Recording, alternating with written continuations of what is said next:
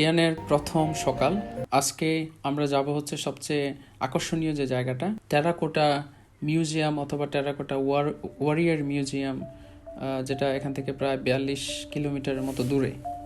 খুব চমৎকার সকাল, শহর সিটি গেট পার হলাম। এই ওয়ালটা নিয়ে আরেকটা ভিডিও আছে যেটা আপনারা দেখতে পারবেন, যে শিয়ান সিটি ওয়াল, যেটা প্রায় 18 কিলোমিটার দৈর্ঘ্য। যেতে যেতে আমি টেরাকোটা ওয়ারিয়ার মিউজিয়াম সম্পর্কে কিছু ইনফরমেশন দিচ্ছি সবাইকে। কেন terracotta eighth wonder of the world বলা হয়, অথবা কেন এটা ইউনেস্কো ওয়ার্ল্ড হেরিটেজ সাইট হিসাবে স্বীকৃতি পেয়েছে। টেরাকোটা আর্মি অথবা টেরাকোটা মিউজিয়াম চায়নার সবচেয়ে প্রসিদ্ধ ঐতিহাসিক নিদর্শনগুলোর মাঝে একটি, অথবা চাইনিজ নাম হচ্ছে বিং মা ইয়ং। এম্পায়ার চিন শিয়া হুয়াং 259 থেকে 210 বিসি প্রায় 40 বছর শাসন করেছেন, যিনি ছিলেন চায়নার প্রথম সম্রাট। প্রচুর দর্শনার্থী, এত বড় এরিয়া, তারপরও শুধু মানুষ আর মানুষ। গতকালকে নাকি প্রায় 40,000 দর্শনার্থী এসেছিল এই গোল্ডেন উইকের ছুটিতে। আজকের পরিমাণটা আরও অনেক বেশি হবে, কারণ আজকে বৃষ্টি নেই। এই সময়ে দু একটি জায়গা ছাড়া বাকি অঞ্চলগুলোতে আসলে করোনার রোগীর সংখ্যা অনেকটা শূন্যর পর্যায়ে চায়নাতে। তারপরেও যেহেতু অনেক বিশাল গ্যাদারিং, বিভিন্ন জায়গা থেকে লোকজন এসেছে, সবাই মাস্ক পরে যতটা সম্ভব সতর্কতা অবলম্বন করছে। টেরাকোটা ওয়ারিয়ার নিয়ে অনেকগুলো চাইনিজ মুভি, পাশাপাশি হলিউডের মুভিও আছে ইংলিশে, যেমন মিথ, জ্যাকি চ্যানের মিথ। জ্যাটলির একটা মুভি আছে দ্য মামি, 2008 সালের দিকে মনে হয়। সবাইকে এই বারকোড স্ক্যান করে এক ধরনের ডিক্লারেশন দিতে হবে যে কোনো ধরনের ফিভার অথবা কোভিড রিলেটেড কোনো শারীরিক সমস্যা ছিল কি না গত 14 দিনে। আমরা একজন ইংলিশ স্পিকিং গাইড পেলাম, যিনি আমাদেরকে সহযোগিতা করবেন এই ব্যাখ্যা করে বোঝানোর জন্য।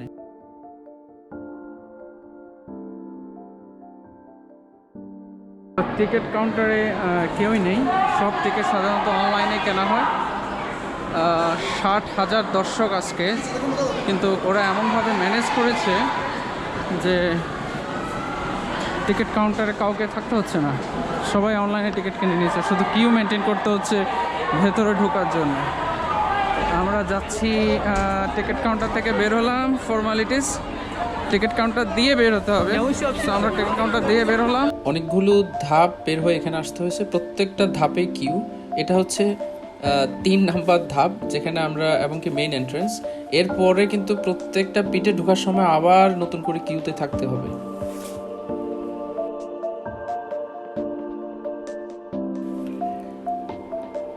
অনলাইন টিকেটিং, বারকোড স্ক্যান করে আমরা এন্ট্রেন্স করছি।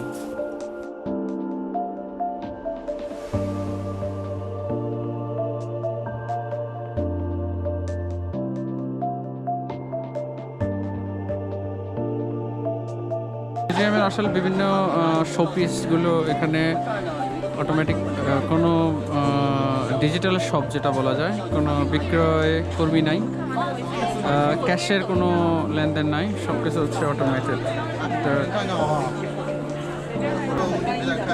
সবগুলো আইটেম মূলত বাচ্চাদের, এখানে পেমেন্ট করার সিস্টেম।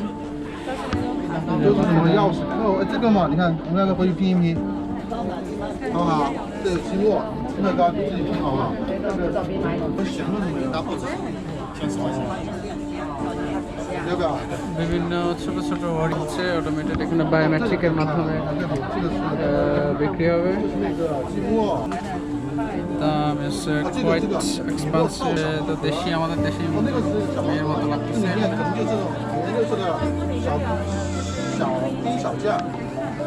221 খ্রিস্টপূর্বে, আজ থেকে প্রায় 2200 বছর আগে, চায়নার প্রথম সম্রাট, চীন সম্রাট, যিনি এই টেরাকোটা আর্মি তৈরি করার নির্দেশ দিয়েছিলেন,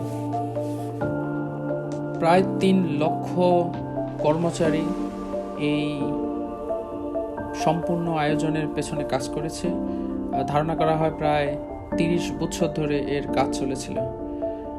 চীন সম্রাট তার প্রাইম মিনিস্টার লি শিকে এই পুরো টেরাকোটার যে আর্মির যে কনস্ট্রাকশন সেটা করার দায়িত্ব দিয়েছিলেন, এবং কি আরেকজন জেনারেল যার নাম ছিল জাং হান সম্পূর্ণ তদারকির কাজ করেছিলেন। কারা তৈরি করেছিলেন এই টেরাকোটা আর্মি? প্রায় 8,000 মানুষ আকৃতির যে সৈন্য, বিভিন্ন আকৃতির যে সৈন্য তৈরি করা হয়েছিল, এগুলো মনে করা হয় 2 ধরনের কর্মচারী ছিল। একটি হচ্ছে সরকারের নির্দিষ্ট নিয়োগপ্রাপ্ত, আরেকটি হচ্ছে বিভিন্ন টেম্পোরারি হায়ার করা বিভিন্ন কর্মচারী যারা এই ধরনের মূর্তি বানানোতে পারদর্শী ছিল। মূল প্রবেশপথের পর 1 কিলোমিটার বাগান পথ পাড়ি দিয়ে আমরা মিউজিয়ামের মূল অংশে যাব। এর মাঝে লিলি আমাদেরকে টেরাকোটা সম্পর্কে বিভিন্ন তথ্য জানাচ্ছেন। চীন she Huang, the first empire of চীন, 259 থেকে 210 BC খ্রিস্টপূর্বে, যিনি আসলে মাত্র 13 বছর বয়সে 13 অথবা 18 বছর বয়সে সিংহাসনে আরোহণ করে, এবং তখন থেকেই নির্দেশ দেন এই তার নিজের যে মাজার তৈরি করার জন্যে, এবং কি এই বিশাল যে রূপকথার গল্পের মতো মাজার মৃত্যুর পরে যেটা তাকে সহযোগিতা করবে, তত সহযোগী হবে, সেটা তৈরি করার নির্দেশ তখনই দিয়ে দেন। আর এরপরেই প্রায় 38 বছর বয়সে সবচেয়ে যেই মাইল ফলক, যেটা যে চীনের 6টি বিভিন্ন অঞ্চলকে জয়ী করে ইউনিফাইড চায়না তৈরি করেন, এবং যেখানে তিনি নিজেকে প্রথম এম্পায়ার হিসেবে ঘোষণা দেন। এর আগে চীনে সবাই ছিল রাজা। চীন শি হুয়াং হচ্ছে প্রথম সম্রাট পুরো চায়না, ইউনিফাইড চায়নার। হয়তোবা এই চীন থেকে চায়না শব্দের উৎপত্তি। প্রায় 7,20,000 শ্রমিক এই নির্মাণ যজ্ঞের পেছনে ছিল, এবং কি চীন শিয়া হুয়াং মুসলিয়াম, যেটা চীন সম্রাটের যে মাজার, সেটি plus terracotta museum, terracotta army, এই পুরো এরিয়ার পেছনে প্রায় 7,20,000 লোক কাজ করেছে, যেটা প্রায় 8 গুণ বেশি মিশরের পিরামিড তৈরিতে যে পরিমাণ লোক লেগেছিল তার চেয়ে। এর মাঝে শুধুমাত্র টেরাকোটার আর্মিদের তৈরির কাজে যে পরিমাণ শ্রমিক লেগেছিল সেটার নির্দিষ্ট পরিমাণ জানা নেই।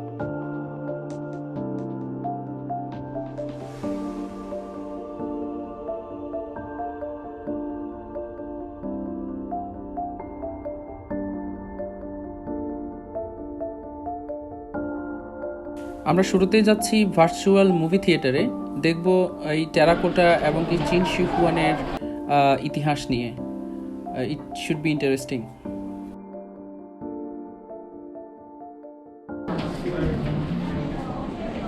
রাউন্ড স্ক্রিন, চারপাশেই স্ক্রিন ভাগ করা, আমরা সবাই একসাথে মাঝে বসলাম।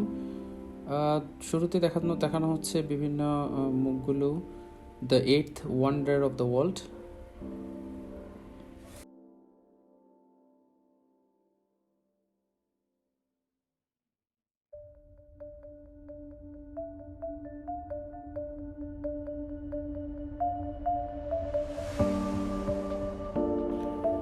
জ্যাং অথবা চীন শি হুয়াং, তিনি ক্ষমতায় আরোহণের পর কিছুদিন পরে আস্তে আস্তে যে গুরুত্বপূর্ণ কয়েকটি কাজ, সেটা হচ্ছে সাথে সাথে তিনি ঘোষণা দিলেন তার নিজের কবরস্থান নির্মাণ করার জন্য, এবং এটা যেন কবরস্থান নয়, সেটা বিশাল আকৃতির কল্পনার রূপকথার কল্পরাজ্যের মতো যেই মাজার, এই ধরনের একটি মাজার তৈরি করার ঘোষণা দিলেন, যেখানে থাকবে তার বর্তমান সময়ের যেরকম সৈন্য সামন্ত, তিনি যেমন রাজা, তিনি যেমন সম্রাট, মৃত্যুর পরেও তিনি সম্রাট হিসাবে তার সব ধরনের আয়োজন, তার সৈন্য সামন্ত নিয়ে তিনি শাসক হিসেবে থাকবেন, এ ধরনের বিশ্বাস নিয়ে।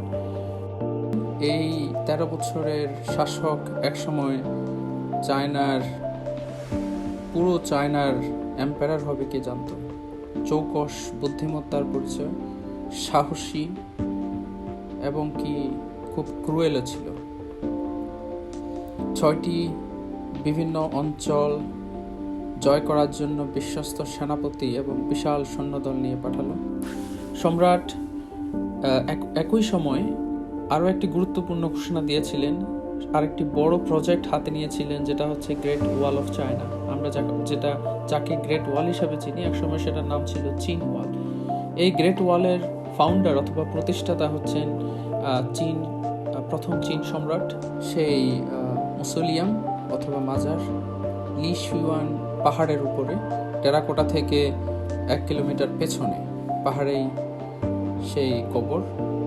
এখানে দেখানো হচ্ছে যে সে সময় হাজার হাজার যে 7 লক্ষ কর্মচারী, 7 লক্ষ শ্রমিক যারা এই পুরো মুসোলিয়াম এবং এই টেরাকোটা যে আন্ডারগ্রাউন্ড আর্মি তৈরি করেছিল, কিছুটা নমুনা দেখানো হচ্ছে।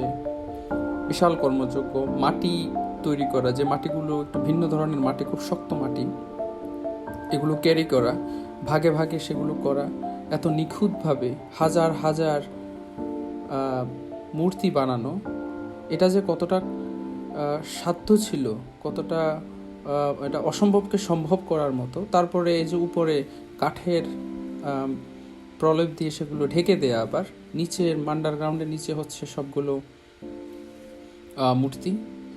তখন কালার ছিল মূর্তিগুলোতে। কিন্তু সবচেয়ে দুঃখের বিষয় হচ্ছে, যারাই এই বিশাল নির্মাণ যজ্ঞের সাথে ছিল, যারাই এর পেছনের মূল কারিগর, তাদেরকেই চরম মূল্য দিতে হয়েছে। চীন সম্রাটের মৃত্যুর পর যখন তার ছেলে সিংহাসনে অধিষ্ঠিত হয়, তিনি সবাইকে, অধিকাংশ কর্মচারীকে জীবন্ত পুঁতে ফেলে, যাতে পরবর্তীতে এই মুসোলিয়াম অথবা এই যে আন্ডারগ্রাউন্ড যে বিশাল শহর যে তৈরি করা হয়েছে, অথবা যে টেরাকোটা আর্মি, হাজার হাজার টেরাকোটা আর্মি তৈরি করা হয়েছে, এটা যেন বাইরের কারো কাছে প্রকাশ না পায়, সেজন্য অনেককেই জীবন্ত পুঁতে ফেলা হয়। কিন্তু দুর্ভাগ্যের বিষয় হচ্ছে, রাজা এতটাই ক্রুয়েল ছিল এবং সেটা মানুষের, সাধারণ জনগণের যে ক্ষোভ, রাজা মৃত্যুর পরপরই সেই ক্ষোভের বহির প্রকাশ হলো। সরকারের বিভিন্ন অঞ্চল, ওরা যে জনগণের যে শক্তি, আসলে মানুষের যে ক্ষোভ একসময় প্রকাশ পায়, সেটা মানুষ সব ভেঙে ছারখার করে দিল।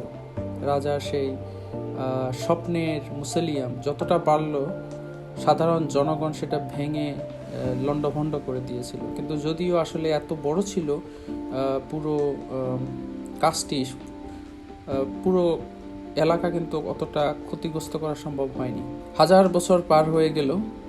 প্রায় 2000 বছর পর 1974 সালে শ্রমিকরা যখন কূপ খনন করতে গেল, তখন তারা একটা কিছু টুকরো পেল, এবং সাথে সাথে স্থানীয় সরকারকে জানানোর পর এখানে দেখা যাচ্ছে যে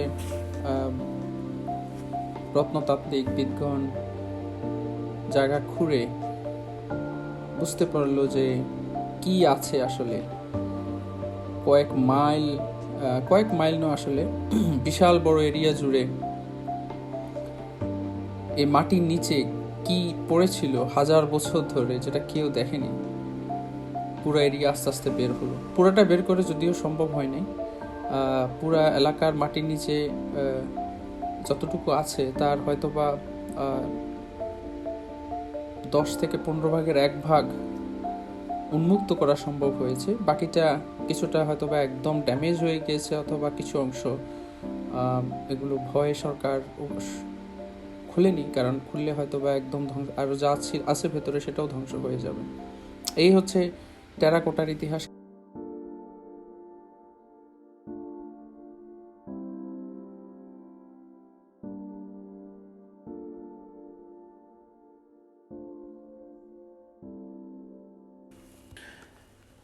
টেরাকোটা ওয়ারিয়ার হচ্ছে বিশ্বের 8ম আশ্চর্যের একটি মনে করা হয়, যেটা 1987 সালে ইউনেস্কো ওয়ার্ল্ড হেরিটেজ সাইট হিসাবে ঘোষণা করা হয়েছিল।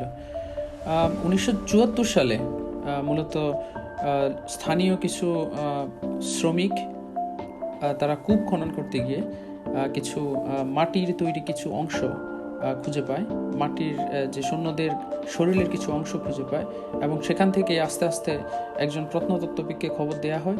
তিনি মিউনিসিপ্যালের সাথে যোগাযোগ করে আস্তে আস্তে পুরো জায়গাটা খোঁড়ার ব্যবস্থা করেন।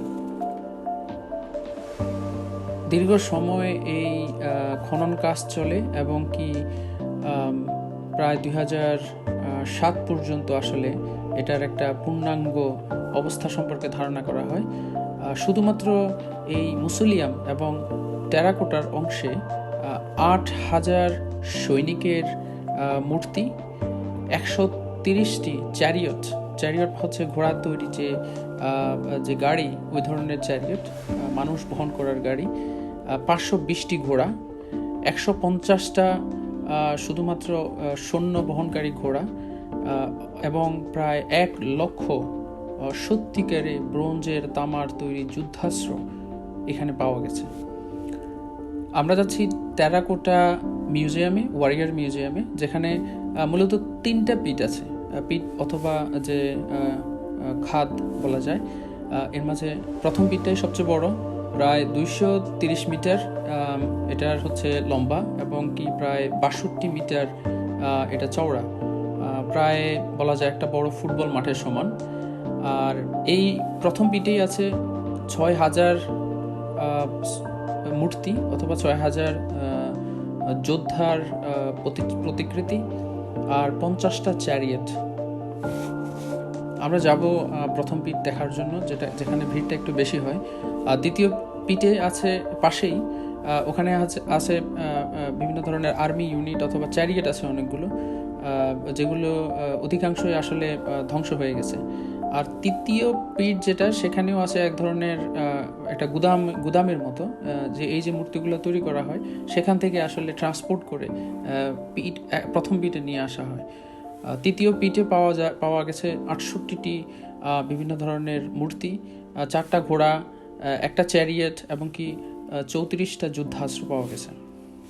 এবং কি মনে করা হয় অনেকগুলো ব্রোঞ্জের তৈরি যেই তলোয়ার অথবা যে যুদ্ধাস্ত্রগুলো, সেগুলো এখনও ব্যবহারযোগ্য। আজ থেকে প্রায় 500 বছর পরেও, 2200 বছর পরেও এখনও মনে হয় যেন ব্যবহার করা যাবে। এছাড়াও পাওয়া গেছে গ্রেভিয়ার্ড, গণকবর পাওয়া গেছে, যেসব শ্রমিকদের গণকবর দেওয়া হয়েছিল সেসব শ্রমিকদের গণকবর পাওয়া গেছে। বিভিন্ন অফিসিয়ালের যে বিভিন্ন উচ্চ র্যাঙ্কের যে সামরিক কর্মকর্তারা ছিল, তাদের আবাসস্থল, তাদের থাকার জায়গা, অথবা বিভিন্ন ধরনের আরও বিভিন্ন ধরনের জিনিসপত্র পাওয়া গেছে এই পুরো এরিয়াতে। এই পিঠের উপরের যে অংশটুকু, সেটা আসলে খুব বেশি উঁচা নয়। তো যেটা করা হয়েছে আসলে, এই মূর্তিগুলো তৈরি করে মাটির এটা একটা নির্দিষ্ট গভীরে 6 থেকে 7 ফুট অথবা তার চেয়েও বেশি গভীরে সেগুলো রাখা হয়েছে। একদম যোদ্ধা অবস্থায় যেভাবে একটা সেনাবাহিনী সাজানো হয়, এই পিট 1-এ 1 নম্বর পিটে সেভাবেই সাজানো হয়েছে। এবং কি এখানে দেখা যাচ্ছে যে প্রত্যেকটা সারিতে আসলে প্রত্যেকটা রো বলা যায়, রোতে একসাথে 4 জন করে পাশাপাশি সৈন্য দাঁড়িয়ে আছে, এবং কি টোটাল রো আছে প্রায় 11টি। এবং কি এর উপরে কাঠ দিয়ে সেগুলো ঢেকে দেওয়া হয়েছে। প্রথম চীন সম্রাটের মৃত্যুর পর যখন চীন সাম্রাজ্যের পতন হলো, এরপরে বিক্ষুব্ধ সৈনিকরা অথবা পরবর্তী যে সম্রাট ছিল, এগুলো ওরা জানতো যে কোথায় এই পিটগুলো আছে, এবং সেগুলো ওরা আক্রমণ করে এগুলো জ্বালিয়ে অনেকটাই ধ্বংস করে দিয়েছে। এবং কি এই উপরের ছাদগুলো ধ্বংস করে দিয়েছে, সেগুলো পুড়ে এখনো যেই কাঠের যে পোড়ার যেই মাটিতে যে ছাই কালো কালারের যে ছাইও এখনো বোঝা যাচ্ছে কিছুটা, এগুলো ধ্বংস করে দিয়েছিল। তো এরপর একটা বিশাল প্রায় 2000 বছরের যে একটা গ্যাপ ছিল, তখন কিন্তু আর কেউ এই এলাকাতে অথবা এই জায়গার উপর তেমন একটা কর্ণপাত অথবা লক্ষ্যপাত করেনি, এবং কি কেউ এটা নিয়ে আর খুব ঘাটাঘাটি করারও চেষ্টা করেনি, যার কারণে হয়তো বা আজকে কিছুটা হলেও এটা রক্ষা করা সম্ভব হয়েছে।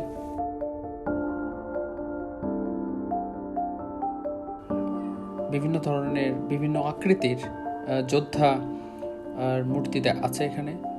আর এই মূর্তিগুলো আসলে প্রায় 5 থেকে 5.7 মানে 5.7 ফিট এই ধরনের উচ্চতা অন অ্যান অ্যাভারেজ। এর ভিতরে অবশ্যই ছোট বড় আছে। একটু বড় উচ্চতার যেই যোদ্ধারা সেগুলোকে হাই র্যাঙ্কিং অফিসিয়াল হিসেবে ধারণা করা হয়।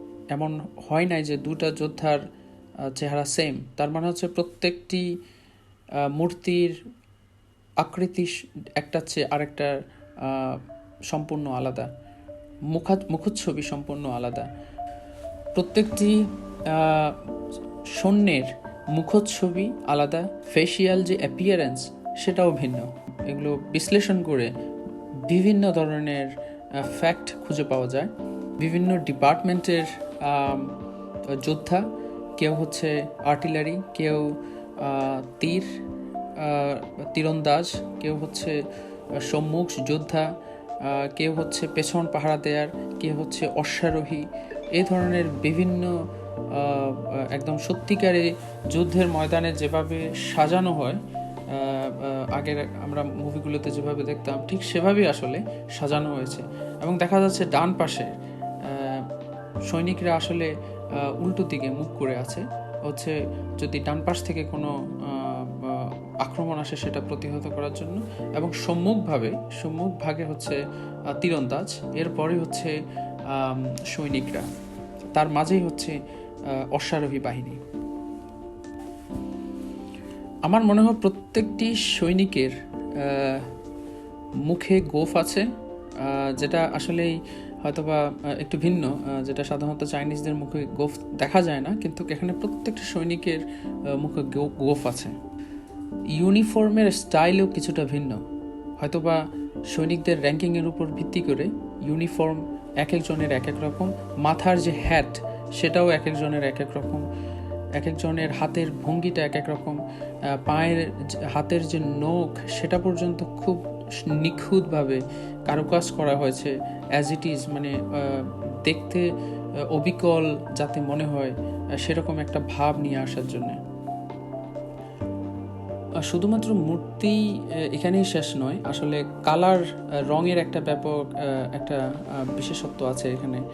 যদিও রঙগুলো 2500 বছর আগের রং, অবশ্যই সেগুলো আর অ্যাডজাস্ট নেই, কিন্তু শুধুমাত্র রঙগুলো যাতে নষ্ট না হয় এই জন্য অধিকাংশ পিটগুলো খুলে আবার মাটি দিয়ে সেগুলো কাভার করে দেওয়া হয়েছে, যাতে মাটির নিচের যে মূর্তিগুলো আছে সেগুলো যেন প্রিজার্ভ থাকে, সেগুলো যেন যাতে আর নষ্ট না হয়, অথবা রঙগুলো যেন আগের মতোই থাকে। যদি ভবিষ্যতে টেকনোলজি যদি আরও উন্নত হয়, যদি চায়না সরকার যদি মনে করে, সায়েন্টিস্টরা যদি মনে করে হ্যাঁ এগুলো খোলার পরও আবার এগুলো জোড়া দিয়ে যেই অরিজিনাল যে কালার ছিল ওই কালারগুলো প্রিজার্ভ করে রাখতে পারবে বিভিন্ন হাই টেকনোলজি ইউজ করে, তাহলে হয়তো তখন একসময় এগুলো বাকি যেই মাটির নিচের যেই আরও অনেক মূর্তি আছে, আরও অন্যান্য অনেক কিছু থাকতে পারে, সেগুলো হয়তো বের করা হবে ভবিষ্যতে। রঙের মাঝে ধারণা করা হয় যে চীন ডাইনেস্টি অথবা ওই সময়ের যে হোয়াইট, ডার্ক রেড, যে অথবা লাল, সবুজ, নীল এবং কালো, এই কালারগুলোর মিক্স ছিল প্রত্যেকটা সৈনিকগুলোর যেই দেখতে যেন অবিকল শূন্যের মতো মনে হয়, সেই জন্য কালার ব্যবহার করা হয়েছে। ইট ওয়াজ নট দ্যাট ইজি যে 8000 সৈন্যের তৈরি করা, যেটা আমরা পরে ব্যাখ্যা করব, এবং কি এগুলোতে আলাদাভাবে কালার দেয়া। আসলেই এটা কিভাবে সম্ভব হয়েছে 2200 বছর আগে, সত্যি সারপ্রাইজিং। সবার মনে প্রশ্ন জাগবে, কেন তৈরি করা হয়েছিল এই হাজার হাজার সৈনিক আকৃতির মূর্তি? প্রায় 25,380 স্কোয়ার মিটার অথবা 6 একর জায়গা জুড়ে যে বিশাল বড় মাটির নিচে যে কনস্ট্রাকশনের এক ব্যাপক আয়োজন কেন করা হয়েছিল? এটা আসলে মূলত এটা ছিল চীন সম্রাট শি হুয়াং, চীনের প্রথম সম্রাটের ফিউনারাল সাথী হিসাবে অথবা মৃত্যুর পর ওনার সাথী হিসাবে যাওয়ার জন্যে এই বিশাল আয়োজন। ওনার মৃত্যুর পর উনি যে মুসোলিয়াম বানিয়েছে, যেটা টেরাকোটার চেয়ে একটু 1 কিলোমিটার দূরে, যেখানে আমার যাওয়া সম্ভব হয়নি, যেটি এখনও ওপেন করা হয়নি। সম্পূর্ণ পাহাড়ের নিচে একটা শহর বলা যায়, ধারণা করা হয় একটা শহরের মতো আছে, যেটা নিয়ে অনেক জল্পনা কল্পনা, অনেক গবেষণা হচ্ছে এখনও। সেই ফিউনেরালের এই শহর মূলত চীন রাজার যে মৃত্যুর পরে ওনার যে উনি এখন জীবিত অবস্থায় থাকার সময় যেরকম ওনার সৈন্য সামন্ত যেরকম আয়োজন ছিল, মৃত্যুর পরেও উনি সেরকম একটি জগৎ, সেরকম একটি আয়োজন উনি বিশ্বাস করতেন। এবং এজন্যই আসলে হাজার হাজার যে মূর্তি, যে ওরিয়র, যে সৈন্যদের যে আয়োজন, সেটা মূলত ওনাকে মৃত্যুর পরে ওনার সাথে থাকার জন্যই এই মূর্তিগুলো তৈরি করা হয়েছে। কিভাবে তৈরি করা হয়েছিল এই হাজার হাজার মানুষ আকৃতির, মানুষ সাইজের, সেম সাইজের হাজার হাজার মূর্তি আজ থেকে 2200 বছর আগে? মনে করা হয় যে এখানে বিভিন্ন পদ্ধতি অবলম্বন করা হয়েছিল। অবশ্যই 3,20,000 শ্রমিকের একটা অংশ এই মূর্তি তৈরির কাজে লেগেছিল। প্রথমে তৈরি করা হতো পায়ের নিচ থেকে গলা পর্যন্ত যেই অংশটুকু, এরপরে মাথা এবং কি হাত, এটা জোড়া দেয়া হতো। মাথাটা আসলে আলাদাভাবেই তৈরি করে উপরে বসিয়ে দেওয়া হতো। এরপরে সেটা শুকানো হতো এবং কি এগুলো অ্যাসেম্বল করে ড্রাই করা হতো। এরপরে সেগুলো পোড়ানো হতো, মাটিকে শক্ত করার জন্য সেগুলো পোড়ানো হতো। এরপর যেই বডির বিভিন্ন অংশগুলোকে কার্ভ করে এবং অবিকল যে রূপ দেয়, নখ, হাতের যে ভাঁজ, ইউনিফর্মের যে ভাঁজগুলো, প্রত্যেকটা ইউনিফর্মে আমরা দেখা যাচ্ছে যে ভাঁজগুলো, সেগুলো নিখুঁতভাবে রেডি করা। তারপরে আরও প্রত্যেকটা অংশর যে আলাদা আলাদাভাবে অত্যন্ত নিখুঁতভাবে সেগুলোকে যে রূপে নিয়ে আসা, সেটার কাজ করা হতো। এরপর সেগুলোকে একটা মাথা, এরপর মাথাটাকে আসলে সম্পূর্ণরূপে টেরাকোটা ওয়ারের উপর বসানো দিয়ে, আর এরপরে শেষের যে অংশটুকু পোড়ানোর পর সব শেষে হচ্ছে পেইন্টিং করা। এভাবে শেষ হতো একটি মূর্তি তৈরির কাজ। সত্যি এক একটা মূর্তি তৈরি করতে আসলে কতজন শ্রমিকের প্রয়োজন হতো এবং কি কতদিন সময় লাগতো, সেটা আসলেই চিন্তা। আর এত আগে করতে যে আসলে কত কষ্ট হতো, এটা সত্যিই চিন্তা করে শেষ করা যাবে না। টেরাকোটার এই মূর্তিগুলো কিন্তু এখন যেভাবে দেখা যাচ্ছে এভাবে কিন্তু পাওয়া যায়নি। মাটি খনন কাজ করার পর কিন্তু অধিকাংশ মূর্তি খণ্ড বিখণ্ড অথবা এগুলো ডেকোয়া হিসাবে অথবা রুইন হিসাবে পাওয়া গেছে, ধ্বংসস্তূপ হিসাবে ছিল। বিভিন্ন জায়গা থেকে আর্কিওলজিস্টরা এগুলো একসাথ করে বিভিন্ন পন্থা অবলম্বন করে খুব কেয়ারফুলি সময় নিয়ে আস্তে আস্তে সেগুলোকে আবার মূর্তি আকারে জোড়া দেওয়া হয়েছে এবং সেগুলোকে কিছুটা কালারের ব্যাপারে আমি জানি না এগুলো কালার করা হয়েছে কিনা। মনে হয় না যে এখানকার মূর্তিগুলোর আর কোনো কালার দেয়া হয়েছে, যদিও আমি শুনলাম যে এগুলো কালারিং করার একটা প্রসেস চলছে, মাটি থেকে কালার নিয়ে আগে যেই কালার ছিল সেটা দেওয়ার প্রক্রিয়া চলছে। এগুলোর আবার যে রিফরমেশন, যেটা রিস্টোর করা, এটার কাজ কিন্তু এত সহজ না। এক একটা মূর্তির এখানে আমরা দেখতে পাচ্ছি যে শেষের অংশে আসলে রিস্টোরিংয়ের কাজ চলছে। এখান থেকে রিস্টোরিং করার পর নিয়ে আবার পিঠে জায়গা মতো যে পজিশনের, যে মূর্তি যে পজিশনে থাকার কথা ওই জায়গায় নিয়ে বসিয়ে দেওয়া হয়।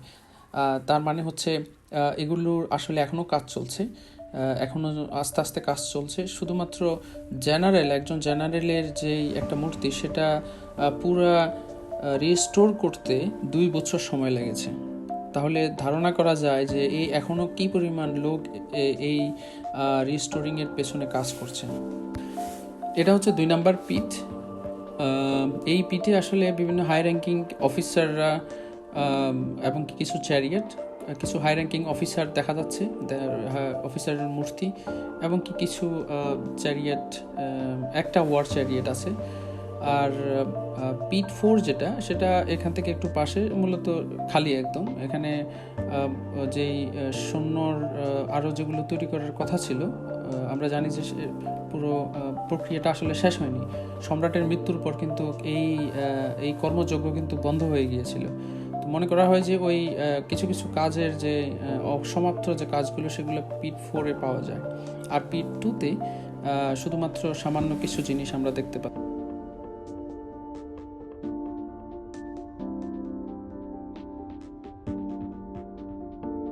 Must be punished by the emperor. Even the general must be killed in the war. So the ceremony is really important and very necessary in the Qing dynasty. So there's whole animal, there's the ceremonial material. Sloppy shape. Because the workers transport the warriors into the pit by the chariot from there. In the pit number 1, about 20 entries have been discovered, but all damaged. All damaged. Number 3, the smallest one, so there's only one entrance. This the entrance is the smaller room for the chariot and the horses. Okay. 4 horses with 1 chariot. The chariot was made of the wood, it's all decayed, we cannot see the real one. And have to repeat, restore again. And inside we still discovered 4 warriors. So you see in the front scattered. Yeah.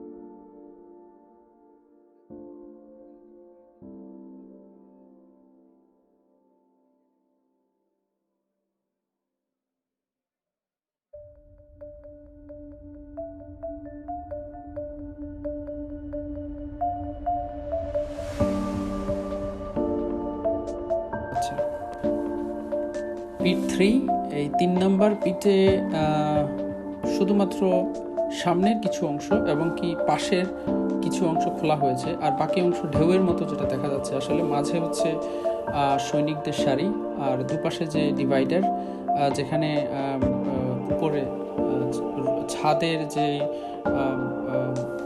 ভার নেওয়ার জন্য যে অংশটুকু উপরে কাঠ দিয়ে কাঠ এবং মাটি দিয়ে ছাদ তৈরি করা হয়েছিল, যেটা আস্তে আস্তে নিচে নেমে যাচ্ছে।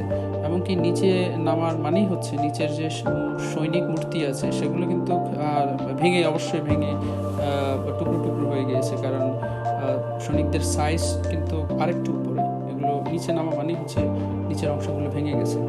এগুলো আর খোলা হয়নি, কারণ খুললে ভাঙার টুকরো ছাড়া কিছুই পাওয়া যাবে না। যদি ভবিষ্যতে আর এগুলোর পেছনে অবশ্যই প্রচুর পরিমাণে ইনভেস্টমেন্টেরও প্রয়োজন হয়, হয়তো বা সরকার ভবিষ্যতে কোনো এক সময় এগুলো আবার এক্সপ্লোর করবে।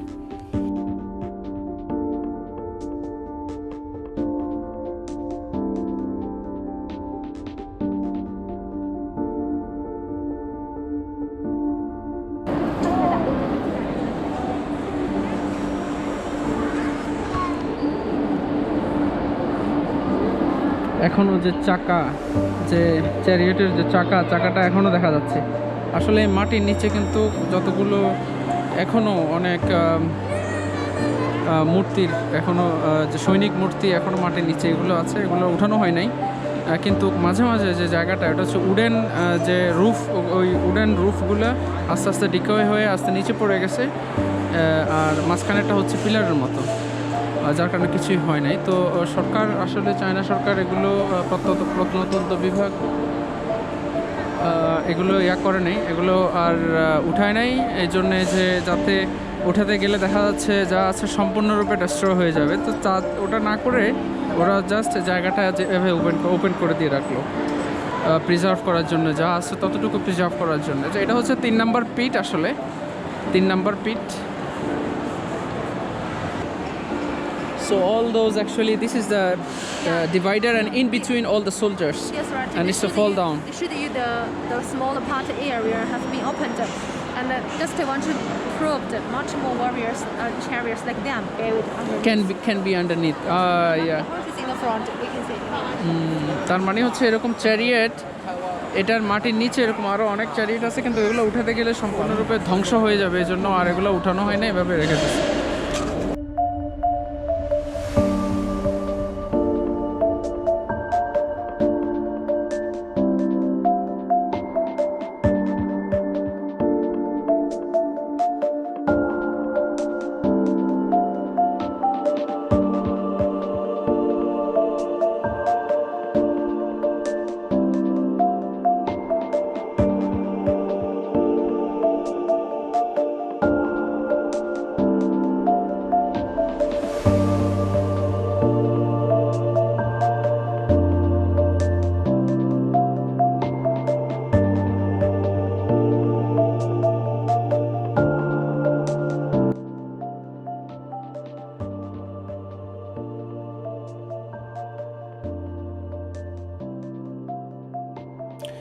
আমরা আছি যে জায়গাটা, এটা এই পিটে শুধুমাত্র দুটো, এটা পিট না, এটা মিউজিয়াম। আসলে এই মিউজিয়ামে শুধুমাত্র দুটো চ্যারিয়েট আছে, শুধু দুইটা চ্যারিয়েটের জন্যই এত বড় ভবন, এত বড় বিল্ডিং। আর মানুষ তো দেখাই যাচ্ছে, হাজার হাজার মানুষ এই দুইটা চ্যারিয়েট দেখার জন্য আসছে। এগুলো হচ্ছে সবচেয়ে বড় চ্যারিয়েট। এগুলো পাওয়া গিয়েছে আসলে এখানে না, এগুলো পাওয়া গেছে প্রায় 18 মিটার দূরে, যেখানে চীন সম্রাটের যেই কবরস্থান, যেটা মাজার, যেটা ওখান থেকেই আসলে এগুলো এখানে নিয়ে আসা হয়েছে, পাওয়া গেছে ওই জায়গায় প্রায় 1980 সালের দিকে। এই চ্যারিয়েটগুলো আসলে এমন অবস্থা পাওয়া গিয়েছিল, প্রায় টুকরো টুকরো হয়ে গেছিলো, প্রায় 1000 টুকরা হয়েছে আসলে। এবং কি এই টুকরাগুলো আবার রিনোভেট করতে প্রায় 8 বছর লাগছে এখনকার সময়, এবং এই অবস্থায় নিয়ে আসতে। প্রথম যে চ্যারিয়েটটা আমরা দেখলাম, এটার ওজন হচ্ছে প্রায় 1061 কেজি, আর এর দৈর্ঘ্য হচ্ছে 8.6 ইঞ্চি, প্রায় 225 সেন্টিমিটারের মতো। হাইট হচ্ছে প্রায় 60 ইঞ্চি অথবা 152 সেন্টিমিটারের মতো, অনেকটা রিয়েল সাইজ ঘোড়া এবং কি চ্যারিয়েট। চায়নাতে এখন পর্যন্ত পাওয়া সবচেয়ে বড় চ্যারিয়েট বলা যায় এটাকে, এই জন্যই মানুষের আগ্রহটা একটু বেশি। আর পরবর্তীতে আমরা যে চ্যারিয়েটটা দেখছি, সেটাও সেম সাইজেরই, কিন্তু প্রায় 317 সেন্টিমিটারের, আর এর ল্যান্থটা হচ্ছে প্রায় 106 সেন্টিমিটারের। আর এটার ওজন হচ্ছে 1241 কেজি, সবচেয়ে ওজনই দ্বিতীয় এই চ্যারিয়েটটা। গোল্ড এবং সিলভার ব্যবহার করা হয়েছিল এই দুটা চ্যারিয়েটে।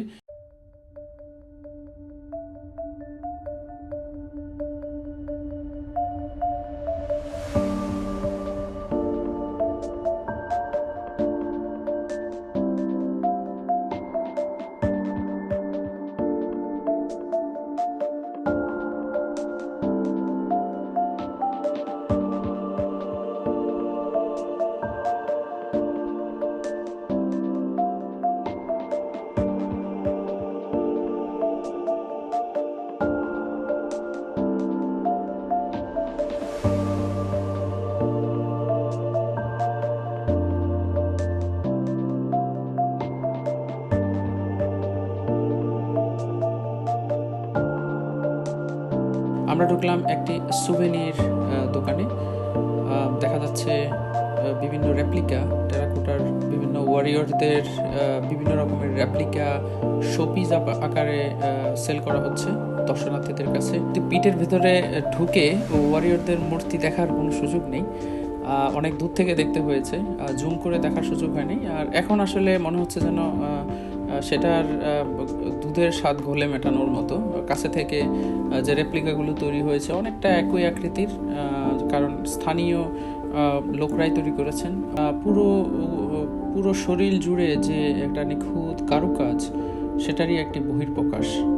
সামনে থেকে আসলে খুব কাছে থেকে দেখা হচ্ছে রেপ্লিকাগুলো, যেগুলো অনেকটা পিটের যে অরিজিনাল ওয়ারিয়রদের যে মুখচ্ছবি, সে আদলেই তৈরি করা।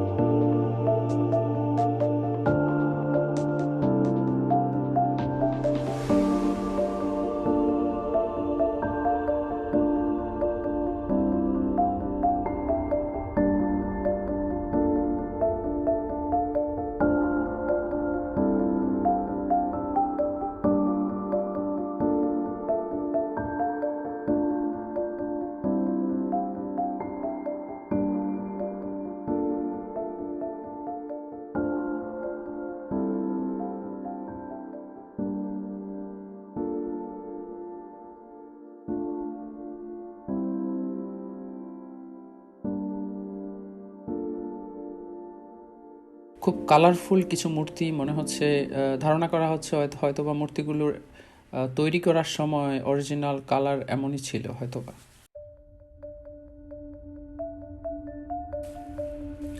আসার পথে আমরা দেখতে পেলাম টেরাকোটার তখনকার সময় যে 9 জন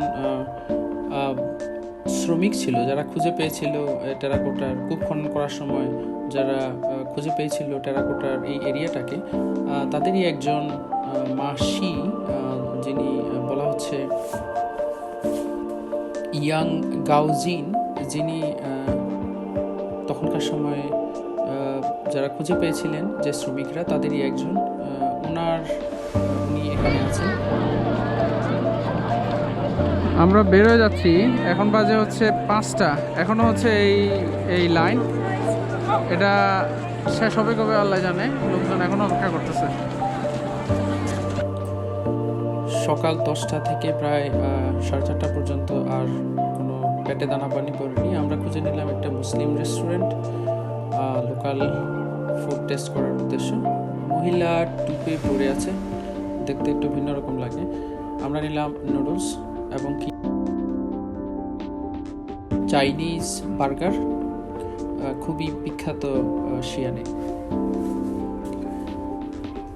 পেছনেই দেখা যাচ্ছে যে হয়তোবা যে মাউন্ট লি, যেখানে মুসলিয়াম, আমরা যাওয়ার চেষ্টা করেছিলাম কিন্তু সুযোগ হয়নি সময় স্বল্পতার কারণে।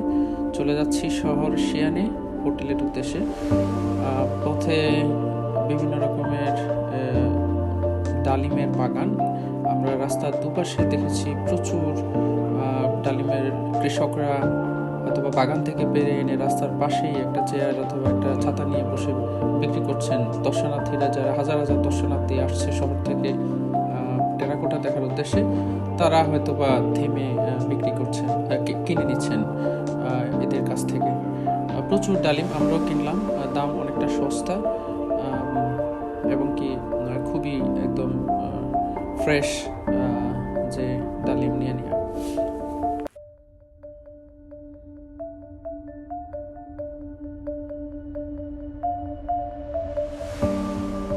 ফিরে এলাম শহরে, দেখা হবে আরেকটি ভিডিওতে।